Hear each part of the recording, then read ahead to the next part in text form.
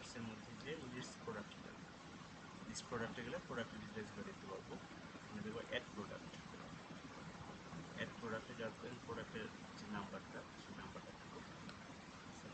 Number দিলাম, কোনো যদি নাম্বার না থাকে তাহলে 1001, 1002, 1003, 1004, 1005, 1006 এভাবে দিয়ে থাকবে। ঠিক আছে, আমরা ব্র্যান্ড সিলেক্ট করব। আর যদি ব্র্যান্ড এর মধ্যে না থাকে তাহলে জাস্ট এখানে প্লাসে ক্লিক করব। প্লাসে ক্লিক করার পর সাপোজ কিছু যে ব্র্যান্ড সেই ব্র্যান্ডের নামটা দেবো। ক্যাটাগরি সিলেক্ট করব। এরপর প্রোডাক্ট টাইপ এখান থেকে ভ্যারিয়েবল সিলেক্ট করব। করার পরে এখানে যে সাইজে সিলেক্ট করছি সাইজ, তারপর যে যে সাইজগুলো আছে সেই সাইজগুলো সিলেক্ট করবো। সাপোজ এখানে দেখা যাচ্ছে এই প্রোডাক্টগুলো 31, 32, 34, 35, সাপোজ এই 6টা সাইজ আছে, তাহলে 6টা সাইজ দিলাম।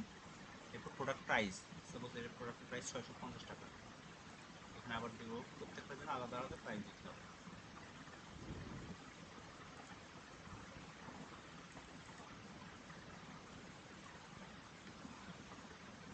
তারপর লাস্টে আমরা বাইরের সাইডে ক্লিক করব। করার পরে আমরা সেভ অ্যান্ড ওপেনিং স্টকে ক্লিক করব।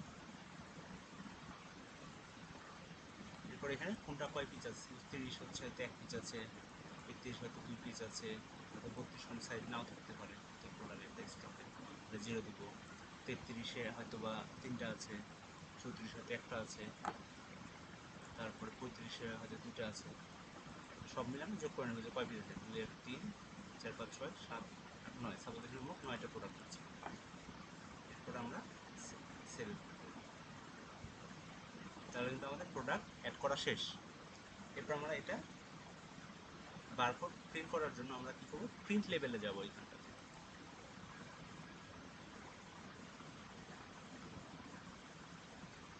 প্রিন্ট লেভেলে যাওয়ার পরে এখানে আমরা প্রোডাক্ট নামটা দেবো। সাপোজ টয়লের জন্য যে প্রোডাক্টটা নিলাম সেই প্রোডাক্টটা এখানে এখানে টাইপ করলাম।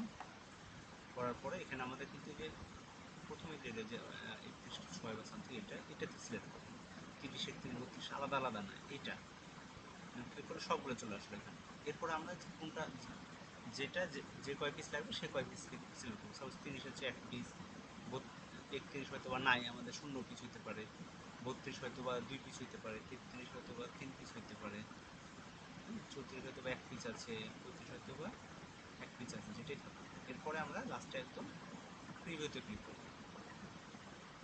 এরপরে আমরা এখানটা থেকে ডেস্টিনেশন কিন্তু যে প্রিন্টার, হ্যাঁ ওইখানে যেরকম প্রিন্টার লেখা থাকবে লেবেল প্রিন্টার, হয়তো লেবেল প্রিন্টার সিলেক্ট করার পর